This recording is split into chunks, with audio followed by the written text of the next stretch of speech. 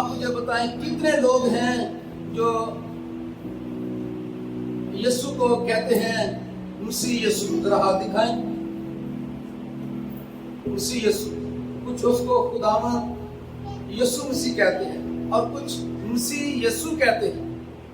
یسوع مسیح میں نے پوچھا، پھر میں نے کہا کچھ کہتے ہیں خداوند یسوع مسیح اور کچھ کہتے ہیں مسیح یسوع.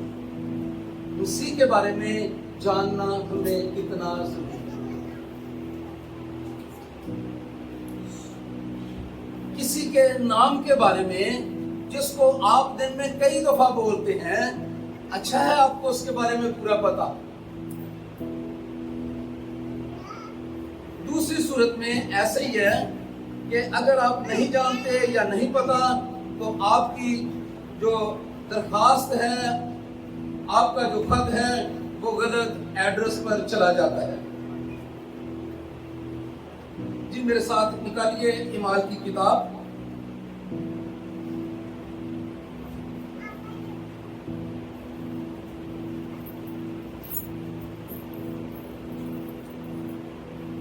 اس کا دوسرا باب اور اس کی 36ویں آیت. یہ پطرس رسول کے خطبے کی، اس کے سرمن کی جو اس نے واعظ پیش کیا لوگوں کے سامنے، یا پطرس رسول نے جو پیغام لوگوں کو دیا، یا پھر لوگوں کے سوال کا جواب دیا، اس کا یہ آخری جملہ ہے. اور یہ دیکھیے کہ وہ کیا کہہ رہا ہے. یہ اس کی تقریر کا نچوڑ ہے. کبھی بھی کوئی بندہ اپنی بات کر لے اور بات کرنے کے بعد اگر وہ کہے پس، تو پس کا مطلب ہے ان شارٹ، پس کا مطلب ہے قصہ مختصر، پس کا مطلب ہے اصل میں یہ بات کرنا چاہتا. یہاں پطرس رسول نے کیا کہا؟ پس اسرائیل کا سارا گھرانہ یقین جان لے اسی یسوع کو جسے تم نے مسلوب کیا، خدا نے اسے خداوند بھی کیا اور مسیح بھی. مجھے نہیں پتا کیوں وہ خداوند اور مسیح کو الگ الگ کر کے، صاف کر کے، جو اس کے دماغ میں ہے، دل میں ہے، وہ لوگوں کو بتا رہا ہے. آج ہم یہی سیکھنے والے، سننے والے ہیں، اس لیے کہ صحیح ماحول کو، صحیح سچویشن کو وہی پطرس رسول سمجھ رہا تھا.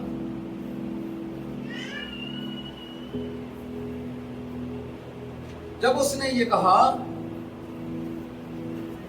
بس اسرائیل کا سارا، اس کا مطلب تھا اسرائیل کی ساری قوم میری بات سن لے. گھرانے کا مطلب آپ کا گھر بھی ہے، آپ کا خاندان جس میں بھائی، باپ اور نوکر چاکر شامل ہے وہ بھی، اور گھرانہ بہت دفعہ آپ جو استاد ہیں، شاگرد ہیں، آپ کے اسکول آف تھاٹ کے لوگ، آپ کے نظریے کے لوگ، وہ بھی اس میں شامل ہوتے ہیں. جیسے گانے بجانے والوں کے لیے، ان کے لیے گھرانہ استعمال ہوتا ہے. آخری جو یہاں استعمال ہوا میں آپ کو بتانا چاہتا ہوں، گھرانے کا مطلب پوری قوم بھی ہے جو ایک ایریے میں، علاقے میں اکٹھی رہتی ہے، ایک خدا کو پوجتی ہے، ایک ایمان رکھتی ہے. اسی تناظر میں پطرس نے انہیں کہا اسرائیل کا سارا گھرانہ یقین جان لے. یہ وہی پطرس ہے جو ایک نوکرانی کے کہنے پر یسوع کا انکار کر رہا تھا. کتنا بزدل یہ شخص تھا، اپنی طرف سے یہ رسولوں کا سردار ہے، یہ ایک اچھا پطرس، اچھا شاگرد ہے، لیکن کتنا بزدل تھا. لیکن آج قوم کو مخاطب کر کے اے اسرائیلیوں، اے اسرائیل کے سارے گھرانے، اے قبطیہ، پنفیلیا اور پتہ نہیں کہاں سے آئے ہوئے لوگوں، میری بات سنو. وہ یہ کہتا ہے یہ صرف ایک ہی وجہ سے ہوا ہے کہ خدا کا روح اس پر نازل ہوا. آپ نے روح اس کو بار بار اپنی زندگی میں دعوت دی ہے کہ وہ آپ کی زندگی میں کام. یس، آپ کو مددگار کی ضرورت. مسیح یسوع نے کہا میں آسمان پر جاتا ہوں، جا کر تمہارے لیے مددگار.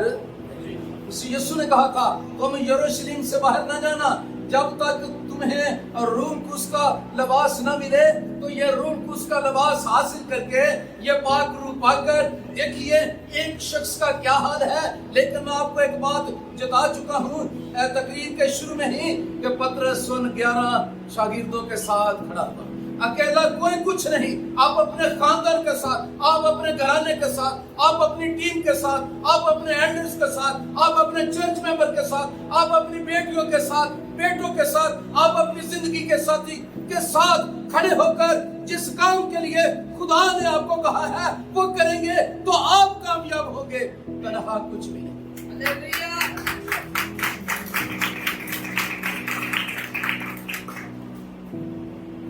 कह रहा है कि खुदा ने जिसे तुमने मसलूब किया था उसको मसीह किया। वो क्या जानता है उनके बारे में कि ये क्यों मसीह के बारे में आए का हवाला पढ़े कि इसराइली और वहां कौमें जो इकट्ठी हुई थी वो क्यों उनको मसीह का पैगाम दे रहा है। मेरे साथ आइए यशायाह नबी का सहीफा उसका 61 बाब। वो असल में एक मसीहा का इंतजार कर रहे थे और मसीहा का मतलब है गमों, दुखों, परेशानियों, बीमारियों से निकालने वाला। 61 चैप्टर 61 यशायाह नबी का सहीफा उसका 61 बाब।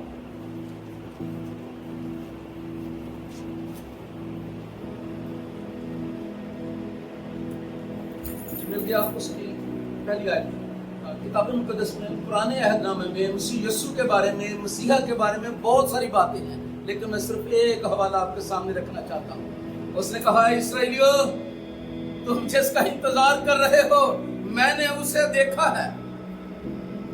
आमीन। मैं उसके साथ रहा हूं, मैंने उसके साथ वक्त गुजारा है। इसीलिए तो दिलेरी के साथ कहता है जिसे तुमने मसलूब कर दिया, लेकिन जिसके भूखे और प्यासे हो आपके नबी पैगाम देते रहे, तुमने उसे मसलूब कर दिया। और उसी यीशु को खुदा ने खुदामंद भी किया है। और मैंने आपको बात याद दिलाई थी, जब आप खुदामंद सुने तो उसका मतलब है यहोवा। वो किसका मतलब है? यहोवा। और यहोवा खुदा जो है वो सिर्फ इस्राएल का खुदा है। जो आम लफ्ज़ हम खुदा बोलते हैं, गॉड बोलते हैं, वो सबों का खुदा है, सारी कौमों का। लेकिन ये जो यहोवा है इसको कोई और लफ्ज़, इस लफ्ज़ को कोई और इस्तेमाल नहीं करता सिवाय इस्राएलियों। जी हम पढ़ रहे हैं इस्राएली खुदा ऐसे मसीह का इंतजार कर रहे थे। और उसके बारे में यशायाह का यह हवाला है, खुदामंद खुदा की रूह मुझ पर है, उसने मुझे मसा किया ताकि हलीमों को खुशखबरी सुनाऊं। उसने मुझे भेजा है कि शिकस्ता दिलों को तसल्ली दूं, कैदियों के लिए रिहाई और असीरों के लिए आज़ादी का ऐलान करूं, ताकि खुदावंद के साले मकबूल का और अपने खुदा के इंतकाम के रोज का इश्तिहार दूं और सब गमगीनों को। आमीन। क्या आप इस लिस्ट में शामिल हैं? Try to note it. क्या आप इनमें शामिल हैं? क्या आपको भी मसीह की जरूरत है? मुझे लगता है मैं तो इन सबों में शामिल हूं। कैदियों के लिए रिहाई, असीरों के लिए आजादी, इन सबों में शामिल हूं। मुझे मसीहा की जरूरत है, इसराइल को मसीहा की जरूरत है।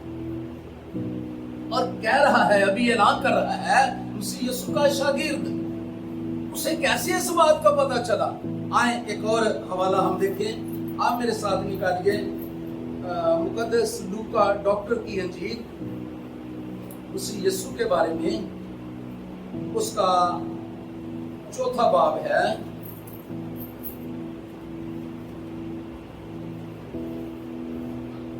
यूं ही कोई तकरीर नहीं कर सकता, यूं ही कोई ऐलान नहीं कर सकता, यूं ही कोई दूसरों को खबर, जब तक उसका अपना ईमान ना हो, अपना यकीन ना हो, अपना पूरा भरोसा ना हो।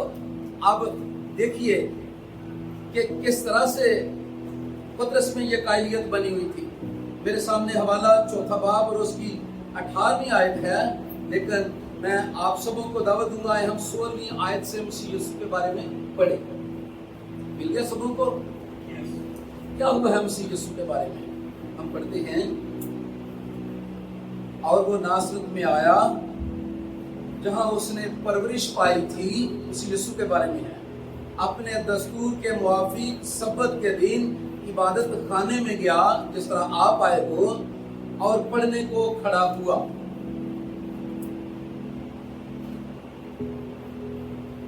اور عیسائیہ نبی کی کتاب اس کو دی گئی. کس کو دی گئی؟ مسیح یسوع کو. اور کتاب کھول کر اس نے وہ مقام نکالا جہاں یہ کون سا مقام مسیح یسوع نے عیسائیہ نبی کی کتاب میں سے نکالا جو بھی ہم نے پڑھا ہے اور وہاں لوگوں کے سامنے اس نے پڑھا. سنیے جہاں یہ لکھا تھا خداوند کا روح مجھ پر ہے اس لیے کہ اس نے مجھے غریبوں کو خوشخبری دینے کے لیے مسا کیا ہے. اس نے مجھے بھیجا ہے کہ قیدیوں کو رہائی اور اندھوں کو بینائی پانے کی خبر سناؤں, کچلے ہوئوں کو آزاد کروں اور خداوند کے سال مقبول کی منادی کروں. پھر وہ کتاب بند کر کے اور خادم کو واپس دے کر بیٹھ گیا. ہاللیلویا. آئیں زوردار کلیپنگ کریں خداوند کے لیے.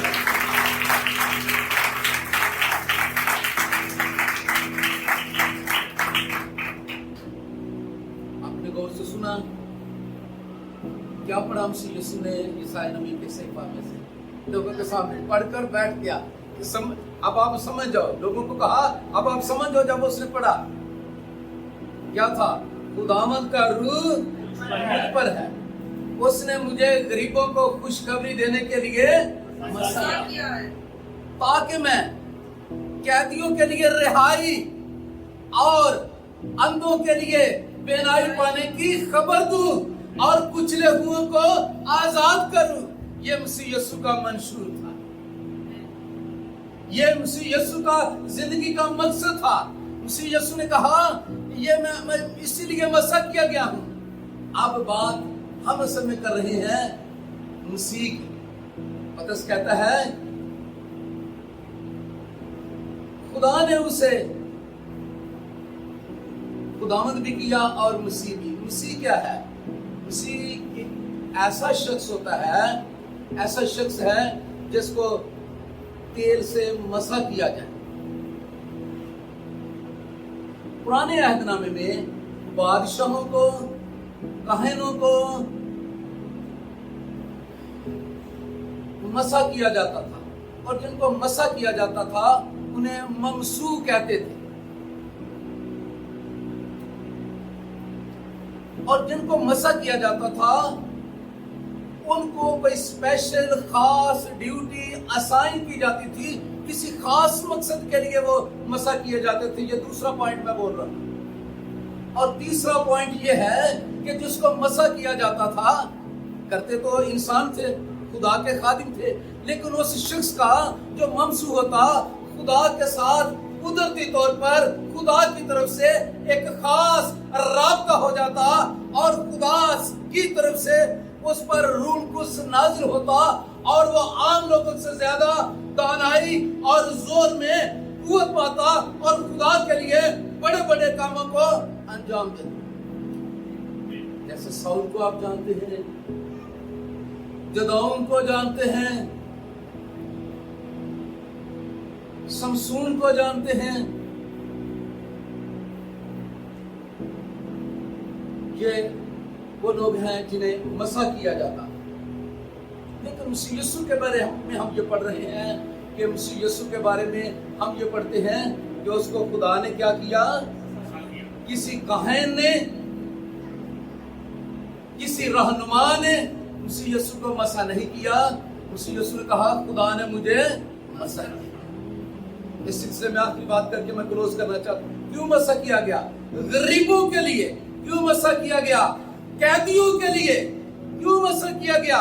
جو اندھے ہیں, جن کی آنکھیں بند ہیں, جنہیں کوئی سمجھ نہیں, انہیں سمجھ دینے کے لیے.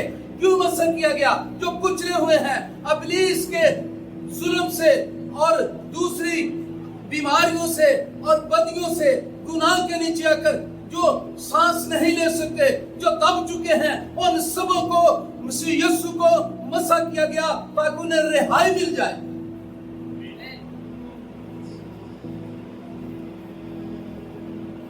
यस, ऐसे ही है और ऐसा जिंदगियों में, खानदानों में, घरानों में मसीह यीशु ने किया। क्या आप देखते नहीं, चंद मिनट में एक 38 साल का जो बीमार है, जो शिफा पाना चाहता है, जो हौज में उतर नहीं सकता, लोग शिफा पाते जाते हैं। यीशु ने उसे कहा अपनी चारपाई उठा और चल कर, तुझे हौज में जाने की जरूरत नहीं, तू ये जो शरीयत बनाई गई है कि हौज में उतरना है, छोड़ दे इसको, जा शिफा पा। एक औरत जो लोगों की तरफ से नजरियाती तौर पर, सोच के लिहाज से दब चुकी है, कुचली गई है कि ये नाकाम है, ये इतनी शादियां कर चुकी है, ये घर आबाद नहीं कर सकते, ये औलाद के काबिल नहीं। और 5 मिनट वो सिर्फ उसने, मुझे 5 मिनट 3 मिनट लगता है मसीह यीशु के साथ मुलाकात की। और कहां वो लोगों से चेहरा छुपाने वाली, कहां वो लोगों से डर और खौफ के नीचे दूर रहकर अकेले में कुएं पर अपनी पानी, जिंदगी का पानी भरने पीने के लिए जाने वाली आइसोलेशन का शिकार औरत चंद मिनट में लोगों की हीरो बन जाती है और कहती है, लोगों, इस गांव के लोगों, आओ मैं तुम्हें दिखाऊं कि देखो कि क्या यही मसीह है। और वो चंद मिनटों में वो शोहरत पा जाती है और लोगों के दरमियान में खड़े होने वाली बन जाती है।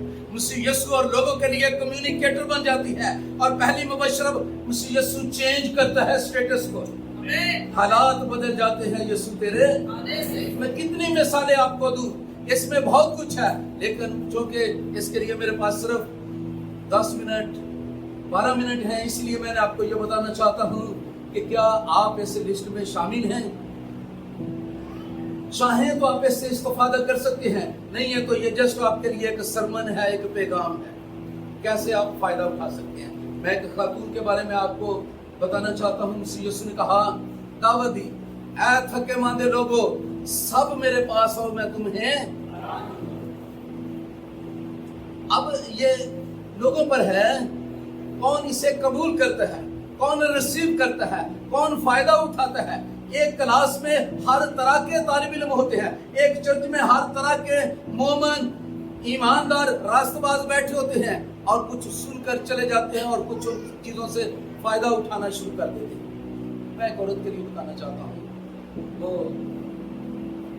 अपने गांव, किसी गांव जा रही थी अपनी बेटी से मिलने के लिए, और बेटी के लिए जब मिलने के लिए जाते हैं तो आपको पता है कि हर किसी की ख्वाहिश होती है कि मैं कितनी चीजें लें। तो बूढ़ी माई ने, पुराने जमाने की बात है, एक गठरी बांधी, उसमें सामान बहुत सारा रखा और अपनी बेटी को मिलने के लिए उसके गांव चली गई। वो रास्ते में जा रही थी तो उससे चला नहीं जा रहा था, पीछे से एक रेडी वाला आया, उसने आगे गधा जोता हुआ था, रेडी उसके पास, उसने कहा बेहतर है मैं माँ की मदद। उसने करीब जाके कहा, माँ जी कहाँ जाना चाहते हो। उसने कहा वो सामने वाले गाँव में मैंने जाना है। उसने रेडी रोकी और कहा, माँ जी बैठ जाओ, पीछे बैठ जाओ। और पीछे माँ बैठ गई, रेडी थोड़ी सी नहीं, वो समझ गया कि माँ बैठ गई। आगे जा पहुँच कर उसने कहा, जब वो गाँव आ गया, उसने कहा, माँ जी इसी गाँव में जाना था। वो कहती है हाँ जी। तो उसने पीछे मुड़कर देखा तो माँ रेडी पर बैठी हुई, लेकिन इसी तौर पर उसने अपनी गठरी अपने सर के ऊपर ही रखी। कहते माँ क्या हुआ, आपको किसी लिए मैंने रेडी पर बिठाया था कि अपना वजन जो है इस पर रख दो और खुद भी बैठो। अगर हम अपना वजन, अपना बोझ किसी यीशु को नहीं देते, फिर भी कहें मैं अब भी गुनाहगार ते अपनी मौत दे वेले भी गुनाहगार, तो फिर दूसरे तीसरे को कहना कि मेरे लिए दुआ कर। भाई आपने क्या किया? फरिश्ते ने कहा तेरे बेटा होगा तो उसका नाम यीशु रखना, वो अपने लोगों को उनके गुनाहों से रिहाई देगा। नजात देगा। यीशु नजात का नाम है। यीशु कुचले हुओं को आजाद करने का, यीशु कैदियों को रिहा करने के लिए आया। आप जो इब्लीस के चुंगलों में फंसे हुए हैं, पीरों फकीरों की कैद में है, पत्नी कितने रस्म और रिवाज में है, खुदा आपके लिए मुहीब है, कहार है, जबार है, पता नहीं क्या कुछ है, लेकिन इसी मसीह यीशु ने आकर अपने शागिर्दों को कह दिया, जब तुम दुआ करो तो ये कहना है मेरे, और खुदा को जो माबूद था उनका बाप बना दिया, एक नए रिश्ते में मुंसलिक कर दिया, जो मोहब्बत का है, प्यार का है, शफकत का है। मैं आप सबों को दावत देना चाहता हूँ, आए हम यीशु के जरिया से खुदा बाप के साथ नए रिश्तों में मुंसलिक हो जाए। आपको रिलैक्सेशन मिलेगी, आपको बरकत मिलेगी, आप तसल्ली पा जाएंगे, लेकिन फिर भी इस आजादी को आप गुनाह के लिए पर्दा ना बनाएं कि मैं आजाद हूं, इसी ने मुझे आजाद किया। हम मसीह की शरीयत के फिर भी पाबंद हैं। खुदावंद आपको बरकत दे। आए हम अगले टॉपिक पर आते हैं।